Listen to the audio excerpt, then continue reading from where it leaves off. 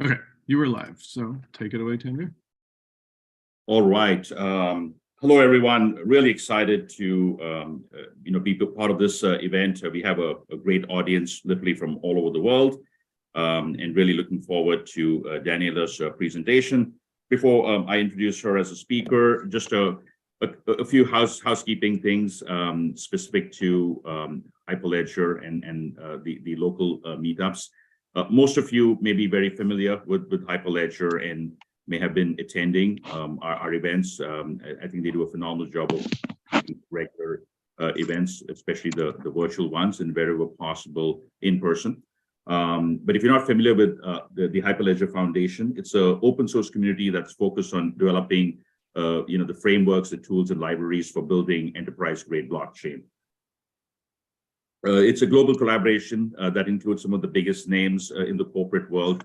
I can't throw all the names, but like Walmart and T-Mobile and American Express, Visa, the big consulting companies, some of the hottest startups, they're all part of the membership. There's about close to 70 corporate members. There's an equal number of associate members, and I think 5 who are like the strategic members, right? If you are part of an organization that is into enterprise blockchain, I highly recommend you ask your organization to consider a membership, right? Now, as you know, we do a lot of great meetups. There is over 100 different locations, right? From locations in India, different parts of Asia Pacific, all across North America and Europe and Latin America. I think it's a global footprint. And the beauty is that we make it available so everyone can join. Now, today's event is being done under the auspices of the Los Angeles and the Southern California meetup. But we literally had, a couple of, several hundred registrations from all across the world. And I'm anticipating by the time Daniela starts, there are probably 150, 200 people attending this event today. Now, as far as the Los Angeles meetup is concerned, we've been doing a lot of virtual events, but I would love to see us get back to in-person. I've been familiar with Hyperledger going back before COVID. I live in the Bay Area and spend my time between, the Bay Area and Los Angeles. And I attended some great in-person events prior to COVID. And then because of COVID, we had to slow down and stop. But now we are getting back to those in-person meetups. The virtual meetups will continue, but it would be really nice to have at least once a quarter, the local community gets together. Last month in Silicon Valley, we had a great event that was hosted at Oracle. It was a triple treat, 3 very exciting presentations. And, there were, typical 40, 50 people there. And I think there was great interactions, during and after the event, right? So we would love to see that happen in Los Angeles as well. I'm anticipating there's, a couple of dozen people from LA on the call. So if your company is able to open up its facility, we're always looking for locations. So please, you can ping me. Even otherwise, we're looking at different options, and I'm hoping in the next couple of months we'll have our first in-person meetup in Los Angeles. And if you have any questions, you can put it up on the LA meetup page. So that's it. With that, now I want to introduce our speaker. We're really looking forward to her presentation. I attended one of her presentations at the blockchain summit in Santa Clara last year, where she spoke about the entire Hyperledger ecosystem and what to look out for, and was a phenomenal presentation. So really excited to have her join us today.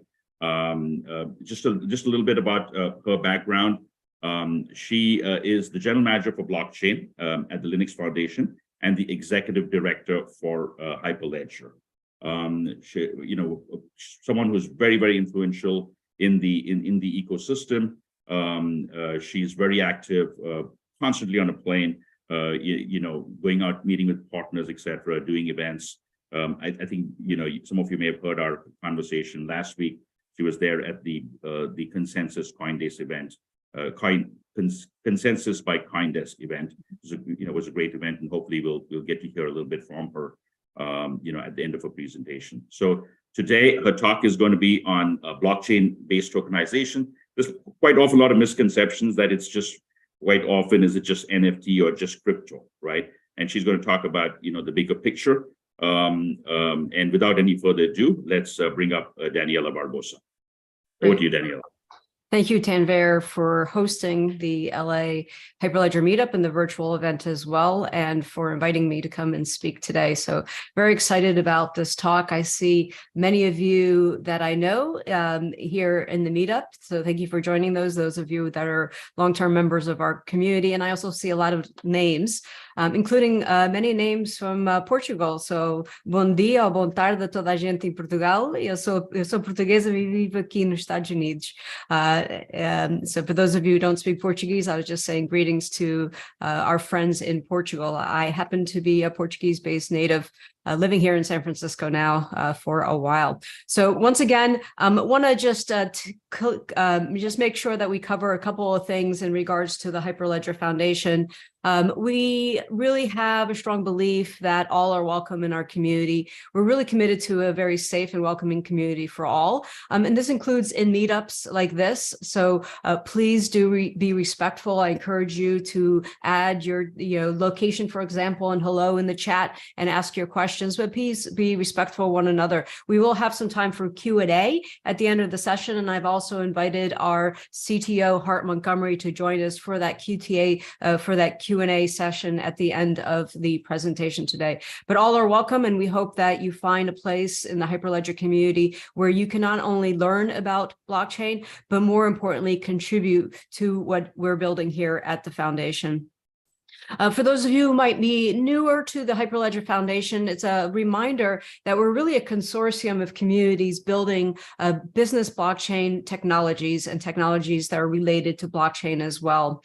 We're really diverse in what we cover and our community covers around the world. Obviously, financial services and capital markets and supply chain, but really other pieces of very important critical use cases around the energy industry, climate action, media entertainment, education, and very importantly, also digital identity. So today we'll focus a bit about tokenization and the opportunities and the things that we see in the marketplace. But ultimately, it is really about the community itself. So it's about the people here on the phone, the companies you work for, the universities you attend, the communities that you live in that understand that distributed ledger technologies and what we're building here at the foundation and even across the Linux Foundation is really focused on these use cases across the world. So what makes the foundation, the Hyperledger Foundation, unique?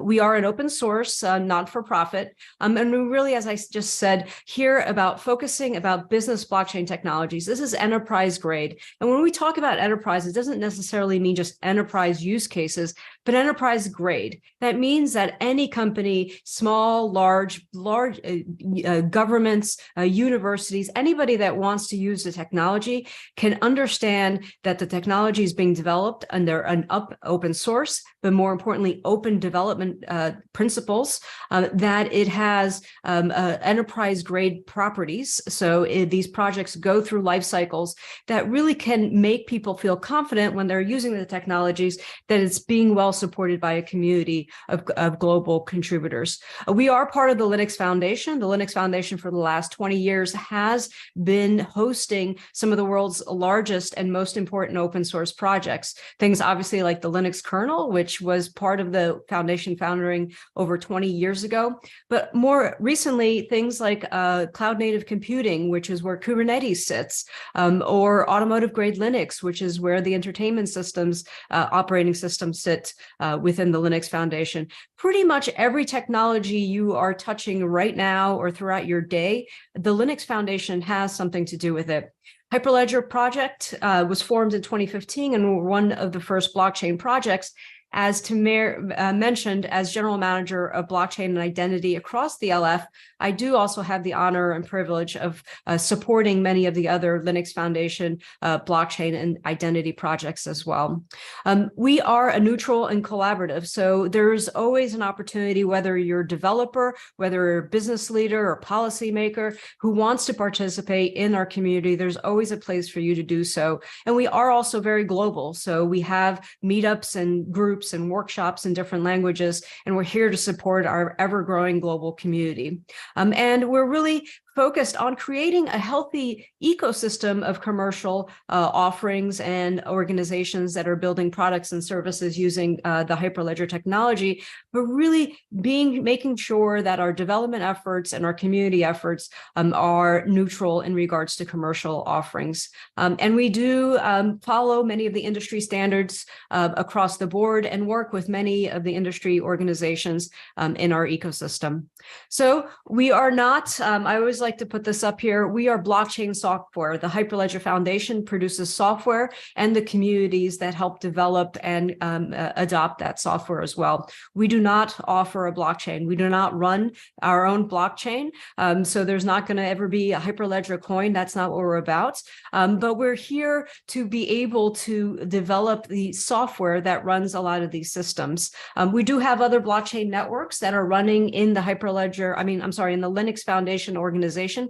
For example, there's a project called OpenIDL, which is an insurance blockchain network, and that is a blockchain network that's being run by the Linux Foundation, and it runs Hyperledger Fabric as well. But Hyperledger Foundation, once again, is not a blockchain space. And we're a global community of developers worldwide. We have thousands of developers that are contributing to across all our many projects as well. And like I said, we're really truly open, and I will touch out a little bit farther along on how you can get involved. The Hyperledger Foundation today has, over the last 6 years, we have over 40,000 contributors. These are people contributing to the code, to our communities, to our wikis, to our special interest groups, and a lot of other types of contributions that we track. And we have over 1.27 million contributions already across our various projects that I'll talk about in a while. So we're really a big, diverse community of member companies, government organizations, and individual developers as well worldwide. So for the last 6.5 years, we have really grown not only in number of community members. For example, in our Meetup community, and you're here in the LA Meetup community, we have over 180 Meetups worldwide, with over 86,000 Meetup participants that have participated in a Meetup just like you are today. So the community continues to grow quite globally as well. And we'll talk a bit about our projects and tools in a bit.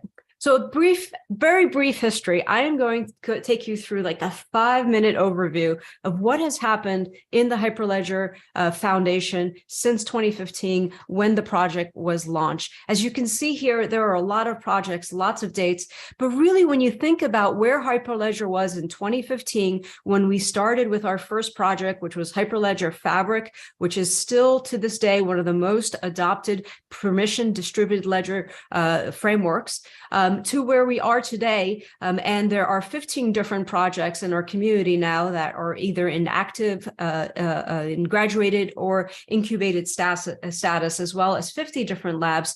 It really is about where the market has gone and how the adoption of these technologies, specifically in the enterprise space, has really advanced as well. So we'll start off with, in 2016, right after the formation of the project, we adopted Hyperledger Fabric, as I mentioned before, still the most adopted permission distributed ledger framework out there.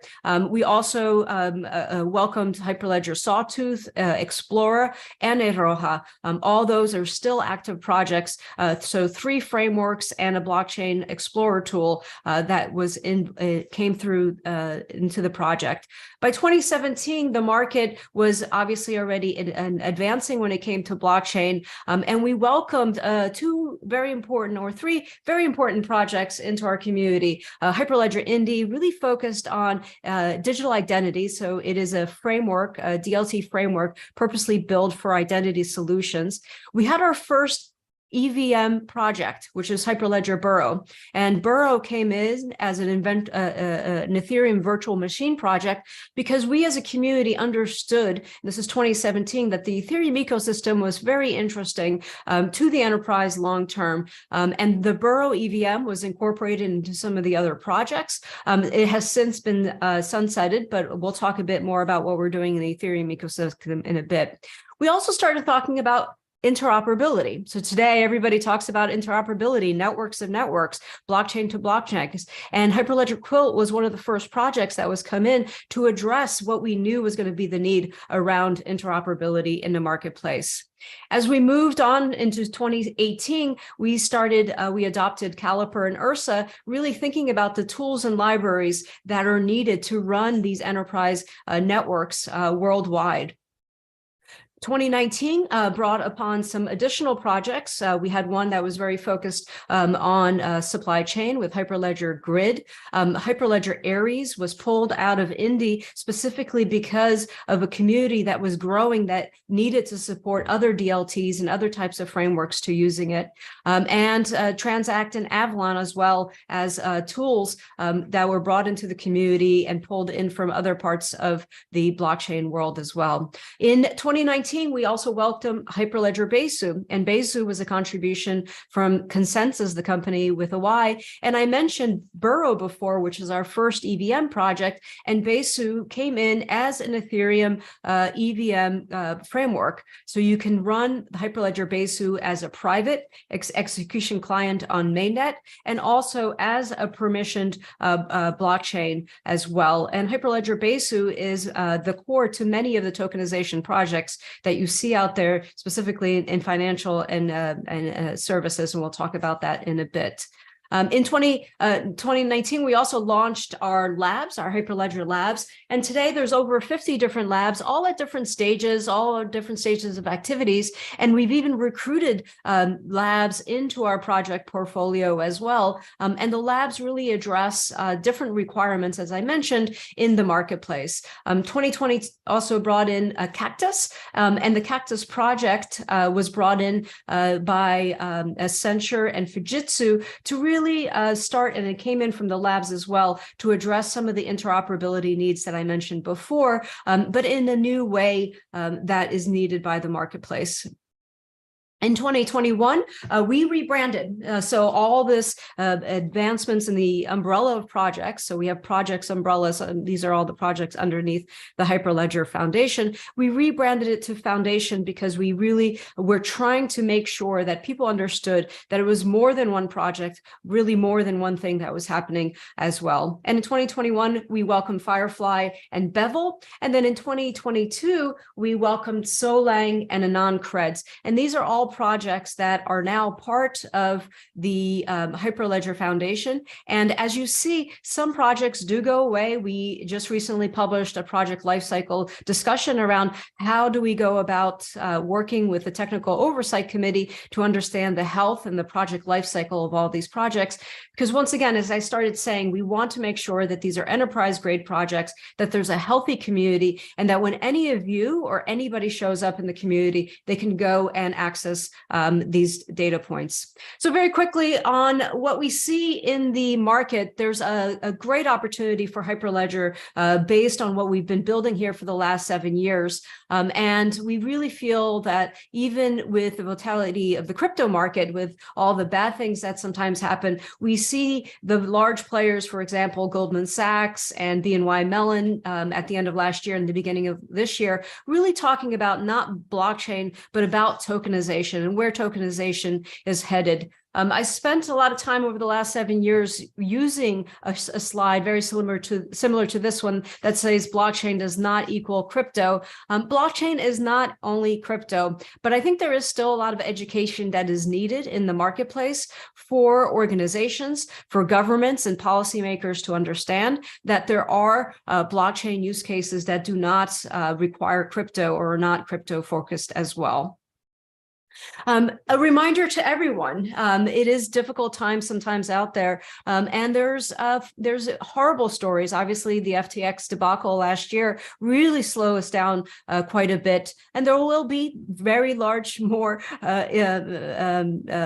problems and issues with the industry, just like any other industry. And I just want to remind everybody that fraud and bad practices are not unique to the blockchain industry. What happened with FTX and some of the other recent failures have nothing to do with the technology, have nothing to do what we here at the Hyperledger and other communities have been building, but it's just bad business practice and fraud. And that's something I've seen out at the ETH Dender in March that I thought was happy. But obviously, a lot of when we're talking about financial infrastructure, financial systems, it's really important to understand that regulation is coming. And I think many of us around the world, are seeing things like MiCA, for example, in Europe, as bright signs in that there's going to be some guidance in the marketplaces. And in the United States, we obviously know that there's going to be regulation coming forward. And it slows down crypto, and it can certainly slow down enterprise blockchain projects. But what we saw, I was just at a 2-day event called the Digital Asset Week here in California, where all the top banks and asset providers were. Also, I was at Consensus. Tavir and I were just talking about Consensus last week. This is the CoinDex show down in Austin, Texas. Everyone is talking about regulation. I think it'll be welcomed, and it will help, obviously, understand where tokenization projects can go. So when I think about tokenization, I see tokenization as obviously a digital representation of an asset. And an asset could be something, it could be money, it could be stocks, derivatives, real estate or certificates, warehouse receipts, if you're thinking about supply chain and trade finance use cases, loyalty programs, precious metals, a very important use case that we've talked about tokenizing and doing and have been doing within the Hyperledger community since 2017. And more important, I'll talk about it in a bit. And it's really the tokenization is the asset of issuing and managing those tokens as well. What does tokenization help in? It helps in digitalization of assets, obviously, increasing the liquidity of those assets and providing asset management infrastructure. And there's many asset management infrastructures that are built using Hyperledger technologies as well. So when you think about tokenization specifically for enterprises, what can it do? It makes the tokens, so it makes the assets themselves really trackable. If you're thinking about, for example, a supply chain use case or a sustainability use case, supporting automation of trading, of selling, of buying those assets as well. The tokenization of assets allows important and useful information such as attributes and rights and obligations to be put into the asset itself. That helps with things like automation and tracking of ownership, for example, and how it's traded. And then when tokens can use smart contracts, which then can be programmable. So you can program a lot of business processes throughout the different use cases as well. Tokenization enables enterprises to, for example, track digital twins. This could be food or high quality objects like diamonds or coffees, or vehicles or different shipments, and really across different ecosystems. It helps control, as I mentioned, because it has specific information that's useful, helps control how the digital systems make changes to those assets and how the rules or the smart contracts use them as well. And really enables more secure and transparent transfer ownership of these assets as well across different use cases. So it really provides different opportunities, the ability to provide benefits from efficiencies and reduction in fraud and error. And we see quite a lot of those use cases being brought up, and creating new opportunities. We are all the world's always looking for new opportunities to build new businesses, new opportunities for different regions, for example, to take advantage of it. And tokenization really does provide new functionalities in business models that tokenization provides as well. A couple of use cases I'll just very quickly follow through. So in supply chain, I've mentioned this before, tokenizing goods and products as they move through supply chains. This does enable transparency and traceability, and we're seeing a lot of use cases. For example, Circular is an organization that is doing a very complex supply chain traceability in the automotive industry. Very specifically, a lot of their recent use cases around battery,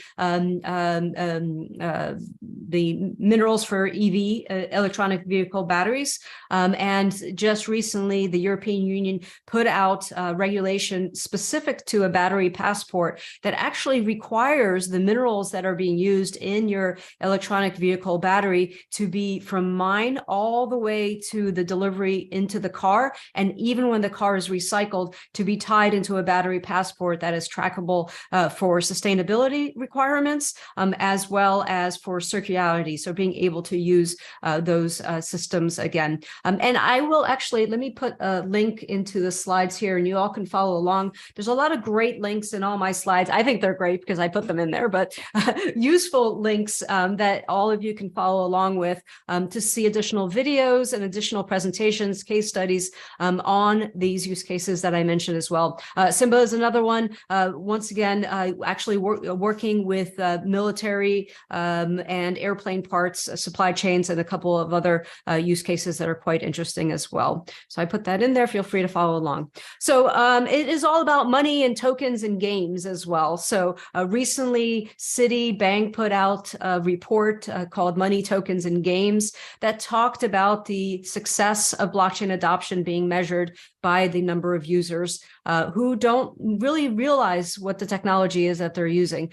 Some of the highlights that they put together is that CBDCs could be used by 2 to 4 billion users globally by 2030. And 50% of that will be DLT, distributed ledger based. There will be central bank digital currencies that will not use blockchain for sure. But many, and I'll talk about them in a bit. There's over 3 million gamers currently that are, obviously targets for Web3 and different tokenization aspects from a gaming perspective, and arts and collectibles and NFTs and digital collections.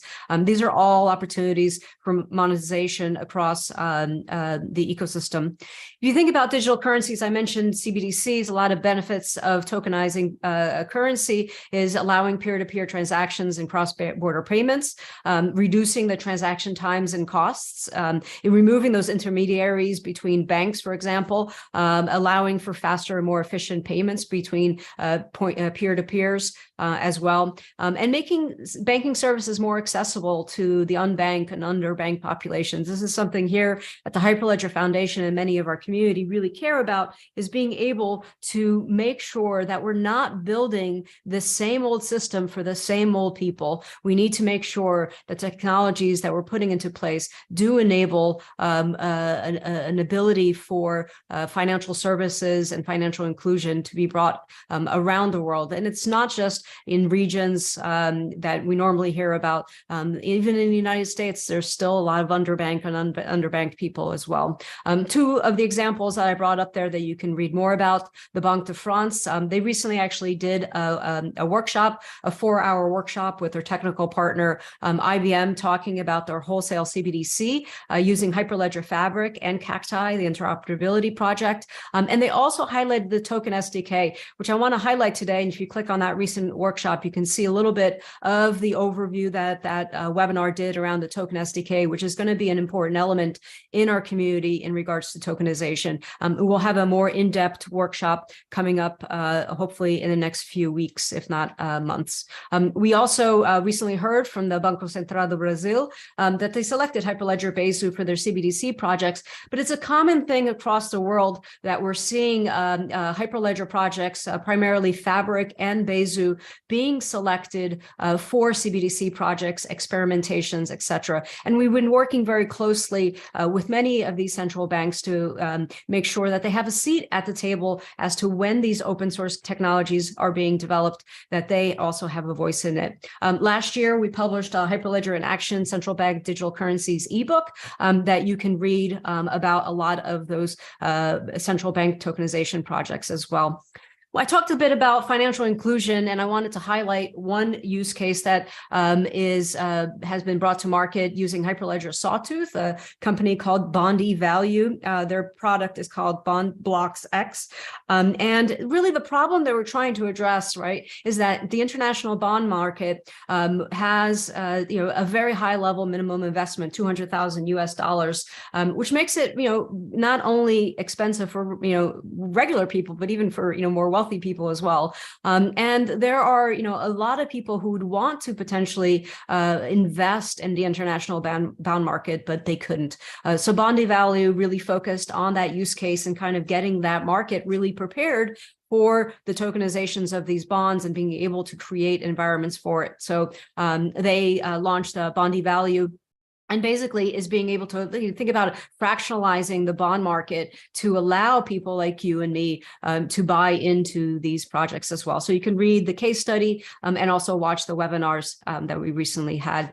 Another use case that I like to mention in regards to collateralized assets is a platform called Finality. Finality now has over 17 of the major institutions as shareholders, including some of the banks that you see there online, Banco Santander, NBY Mellon, Barclays, and many more. And it really is important to understanding how Finality, which is built on Hyperledger Besu, is creating taking the collateral assets and tokenizing them amongst the Finality network in order to reduce credit risk and to be able to move the money around through the banking system much, much faster. So you can also, I don't see a link on this one. I'll put a link later on into the deck on this one as well. When you think about tokenization and fractalization, right, the efficiencies of the markets that blockchain can enable, we also start thinking about the efficiencies and the gains that we can have for things, for example, in regards to climate action, that I believe that things like green bond tokenization can really help with. Last year, the Hong Kong Monetary Authority, working with the BIS Innovation Lab, launched this prototype that really helps the green bonds ecosystem. So once again, making sure that investors can sell bonds that are really focused on sustainability and environmental goals. And I noticed this one doesn't have a link too, so I'll fix that one too as I go through it. So a couple other use cases, we talked about central bank digital currencies and digital currencies as a whole, so tokenizing money. We talked about bond tokenization, and loyalty and rewards continues to be programs that we see tokenization of. And these are reward programs that offer digital tokens as incentives. So imagine you go somewhere to shop. In the case of Poste Italiane, which is the postal system in Italy, perhaps any of the postal systems services that they offer, and you do get credit points. KBC is a bank in Belgium that created the KateCon coin, which is a programmable money that also uses Hyperledger Fabric. And these tokens can be used to purchase goods and services that are then traded on blockchain marketplaces as well. And it is a way of rewarding participants, obviously, in different multi-party systems that people participate in as well. So it's estimated that the private equities market is 4 times the size of the public markets.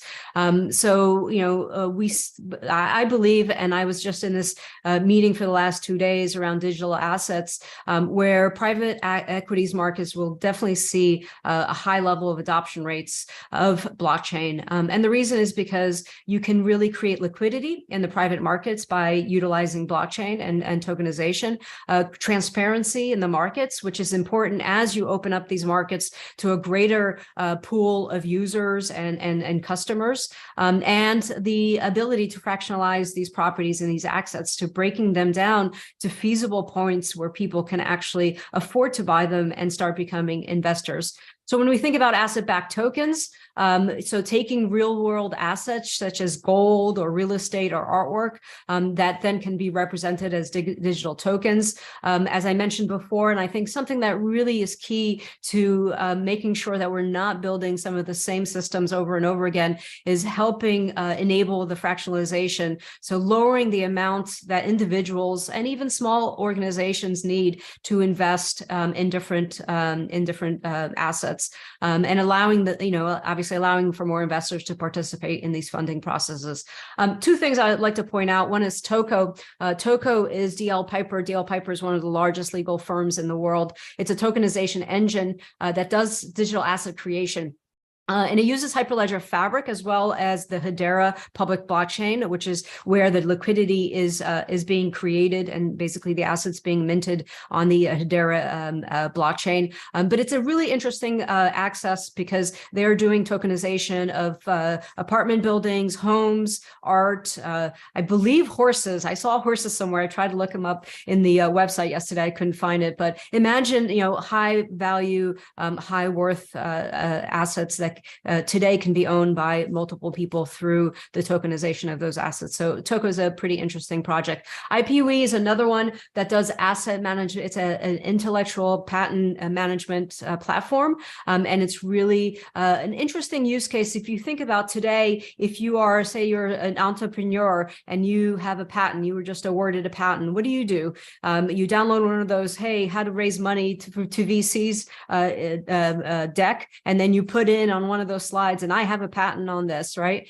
And you go from VC to VC to VC, and you try to raise capital so that you can build the business that you want to build based on the expertise that you have and that patent that potentially you have as well. Suddenly that VC and that investment firm, and sometimes it's good and sometimes it's not, now owns part of that patent as well because it owns kind of part of that company. The IPWE allows you to actually do things like putting your patents up and creating a way for people to invest in the patents. So creating fractionalization of those IPs, and the individuals purchase the patent, but not necessarily your company as well. So a lot of great use cases and new business opportunities that are being opened up.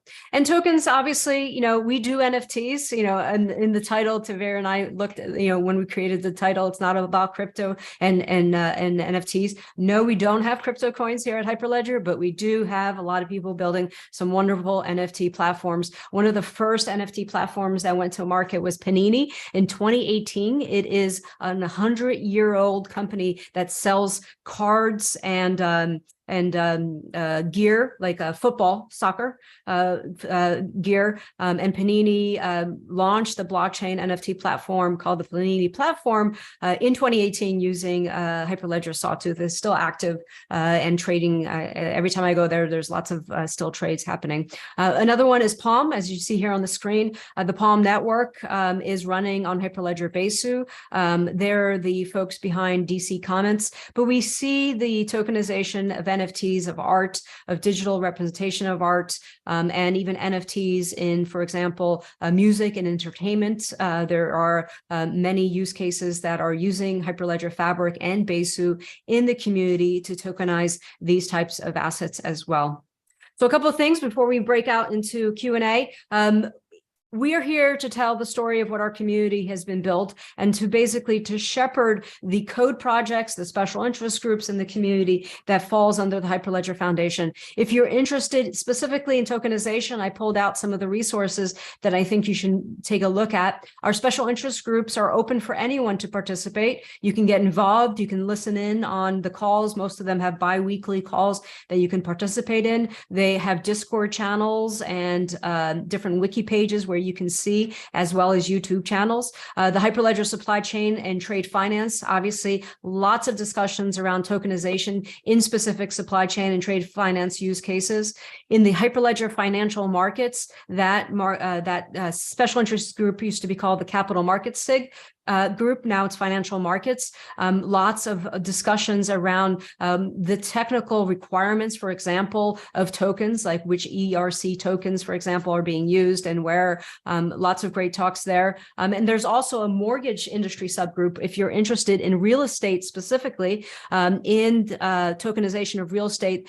Just recently, 2 or 3 weeks ago, they had a presentation specific to that topic, and it's come up before. So the mortgage industry subgroup is an interesting amazing one for tokenization of real estate. And they have a YouTube channel. And last but not least, very importantly, the Climate Action and Special Interest Group, where tokenization really drives a lot of the use cases around climate action from accounting as well as tracking and sustainability. And you can access those wiki pages and the YouTube channels as well.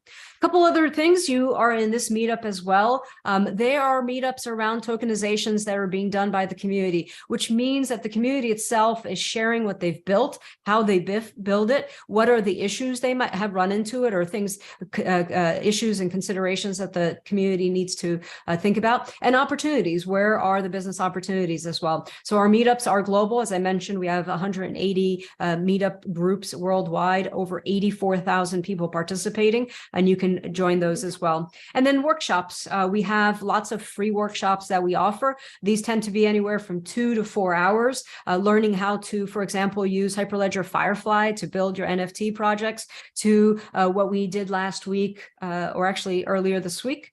Maybe it was last week, I think it was, with the Banque de France around central bank digital currencies. And as I mentioned before, that also highlighted the Token SDK, which is an important project within the Hyperledger Fabric community at this point. And you can always sign up for those workshops. They're free, or you can watch the recorded videos as well as they are available. So I'm going to go ahead and introduce Hart Montgomery, who's our CTO, and then we can open it up for question and answers. Hart, are you there? Yeah, I'm here. All right. I'm gonna stop sharing as well. Awesome. All right. All right.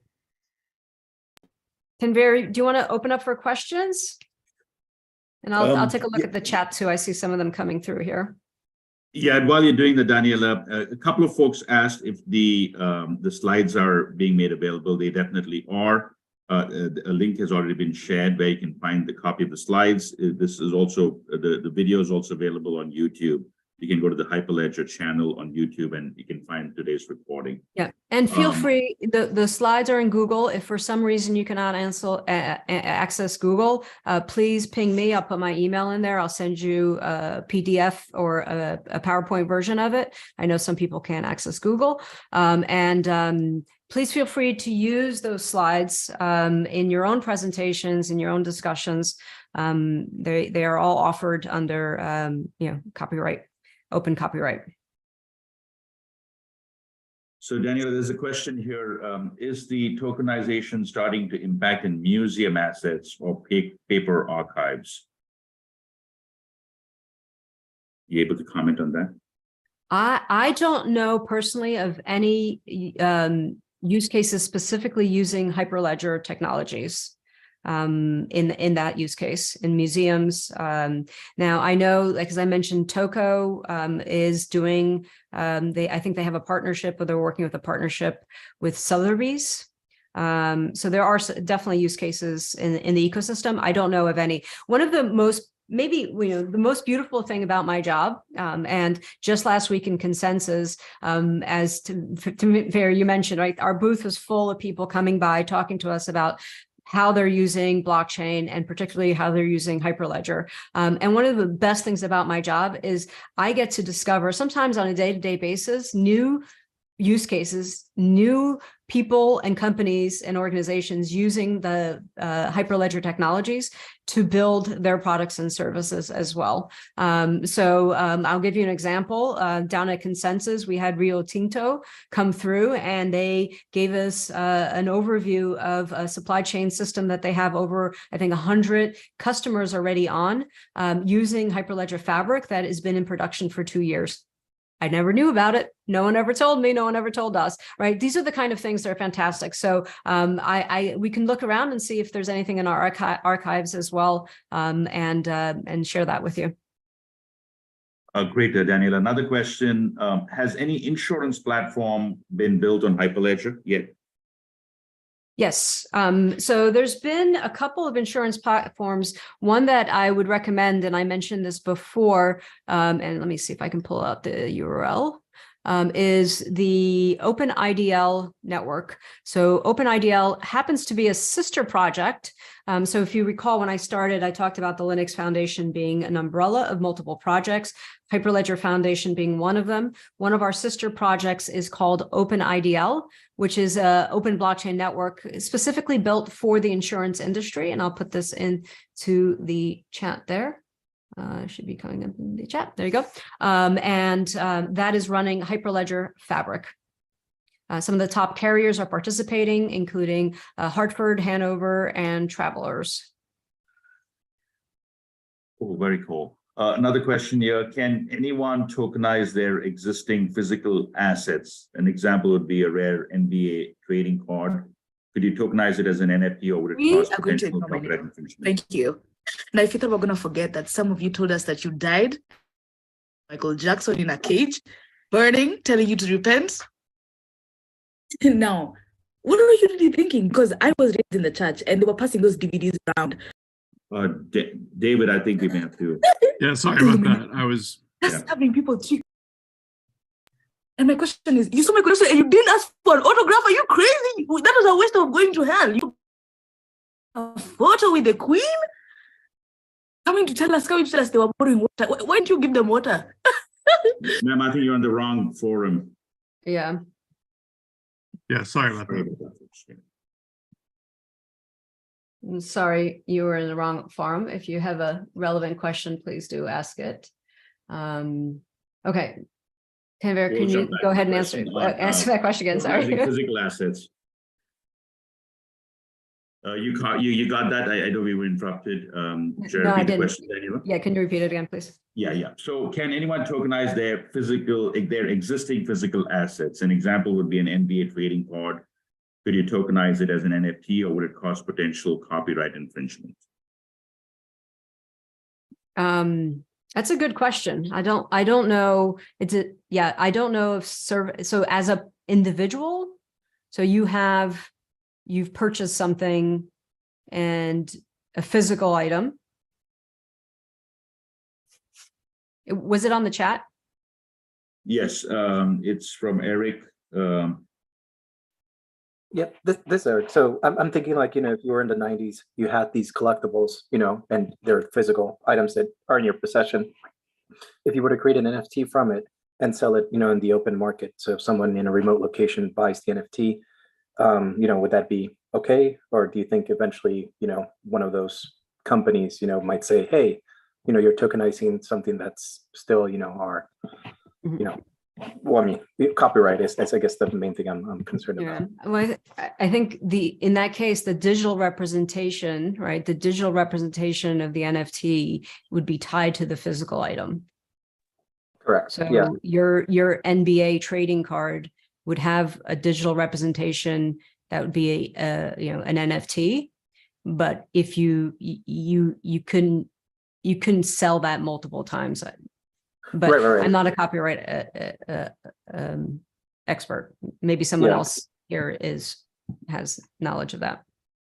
I guess I was just curious to see, if on the consumer side, or if that's something that we might see, starting to happen. Just because then at least there would be something physical associated with NFT, and not just purely, the artworks that have been sold. Yeah. Well, if somebody here in the meetup, because it's an interactive meetup, has an answer to that or an opinion on that, please do raise your hand. And we can go ahead and call on you. So for those of you who don't know, if you click on reactions in the Zoom and then just raise your hand.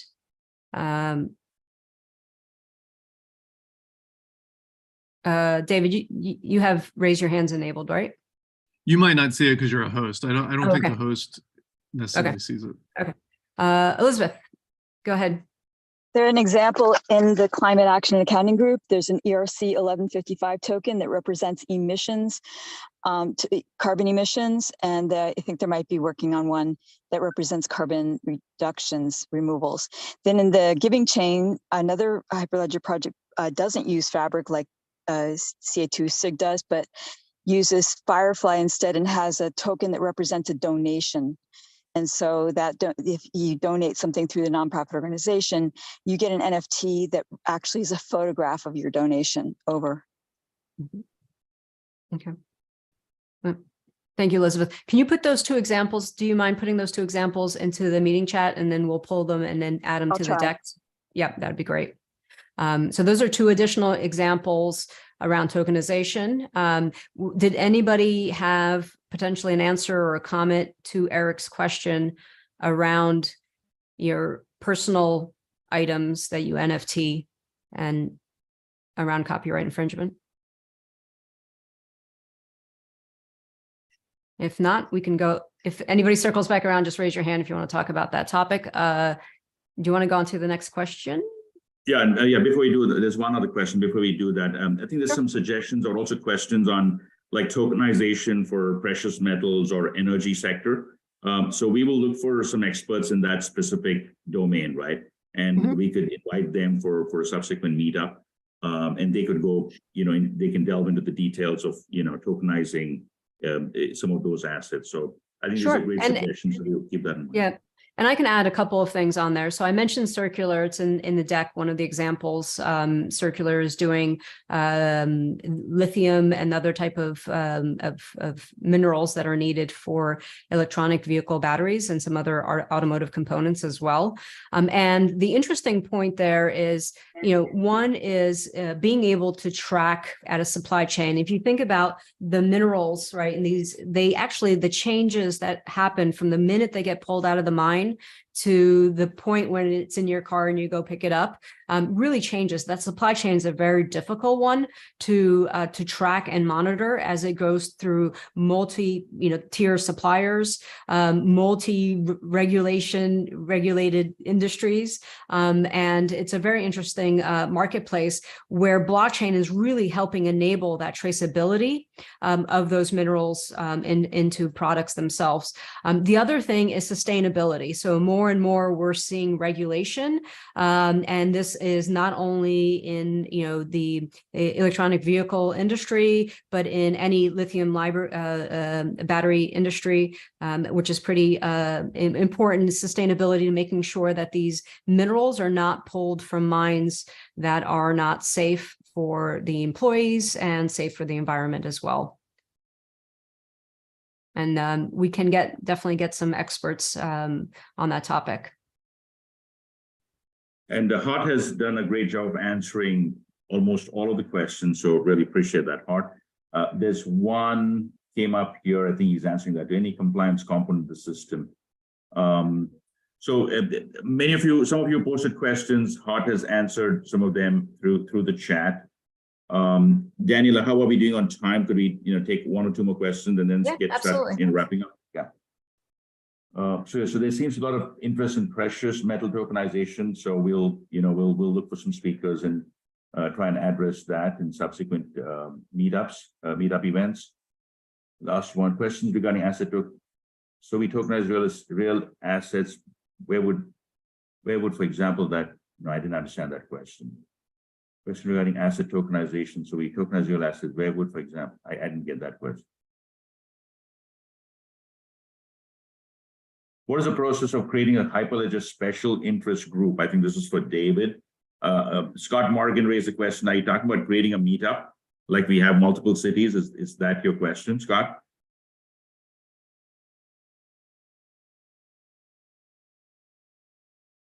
Yeah, I can speak to Scott's questions in here. Let me put my email address in here too, so Scott wants to follow up with me. So if anybody is interested, here, just one second, let me just grab my email. So all of our special interest groups are driven by the community. It's not Hyperledger staff who determines what our groups are. It's really people in the community who step up and say, hey, I'm really interested in exploring this area, and then we'll support them.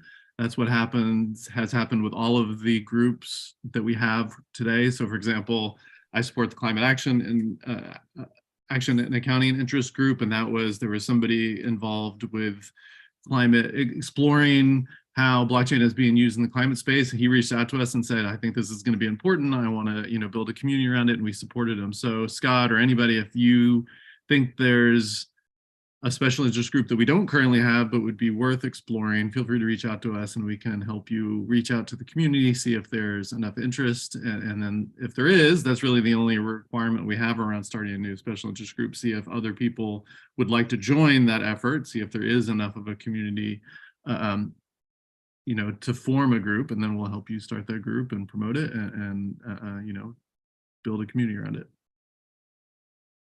Thank you for answering that, David. And one other question: how you see asset tokenization in face of regulators, as the discussion, especially from the SEC, raises between the classification of it as utilities or securities? Mm-hmm. So the foundation as a whole doesn't get involved in policy work. There's a lot of great organizations worldwide that are working with the policymakers. As I mentioned just yesterday, I was at a digital assets event here in San Francisco where the commissioner for the CTIC was there talking about, who does the regulation of digital assets, right, in the United States. I think it's a known thing that needs to be done, and there will be some regulatory. I think we're all hoping that there's going to be regulatory clarifications over the next, maybe year or so in the U.S. For those who haven't looked at the European MiCA legislation, definitely take a look at that. Europe is leading the way in creating a place where people can understand how to build digital asset businesses and what to do and not do for starters. And I think the US and other regions will follow as well. That's great. Yeah, there's some positive feedback as well, Daniela. People have appreciated the presentation. So thank you again to you and Hart for joining us. Before we wrap up, just another reminder that for those who are able to make it to Silicon Valley, there is the blockchain, the blockchain event in Silicon Valley. It's for enterprise blockchain. It was a very successful event last year. And on day 2, which is Thursday, the 18th May, there is an in-person Hyperledger meetup. Hart, I'm assuming both you and Daniela will be there at the meetup like last year? Yes. Okay, wonderful. So it's an opportunity to meet the Hyperledger executives there. And it's have we posted the agenda for that, David, of what will be covered at the meetup, or that's will be posted soon? Yep. Yeah, I had dropped the link in Zoom chat earlier. Yes, and it's available on the Blockchain Expo website. So yes. Okay, perfect. Hey, I think we had a great event. Well over 100 people joined, different parts of the world. Phenomenal questions. And Daniela, again, thank you so much for the presentation, and Hart for chiming in and answering a bunch of the questions. With that, I'd like to propose we wrap things up. We're getting close to the end of the hour. David, as usual, really appreciate everything you do for the community. I know how you do it, supporting all these groups, over 100 of them, but great work. These virtual events, and as soon as we find a location for Los Angeles in particular, we'll announce an in-person event for the Southern California community. Yeah, and thank you, Tanvir, for putting this together, and for everybody for joining. And just to speak to the slide on the screen, if you have additional questions, this is not the end of the opportunities to ask them. The Zoom chat will go away when we close this meeting, but we do have a permanent chat server. We use Discord. It's open. If you have additional questions, join us there. I dropped a link to it. There's also this QR code you can scan. But again, we're going to close this meetup here in a minute, but we do want to continue the discussion. Join us on Discord or any of the open calls in the community, and we'd be looking forward to seeing you again another time and answering any other questions or engaging in any other discussion you'd like to have. So thanks. Thank you all. Thank you all for your time and for attending. And I'll go ahead and put the notes into the agenda, into the deck as well for everybody to have access to. Thank you. Thanks, everyone. Thanks.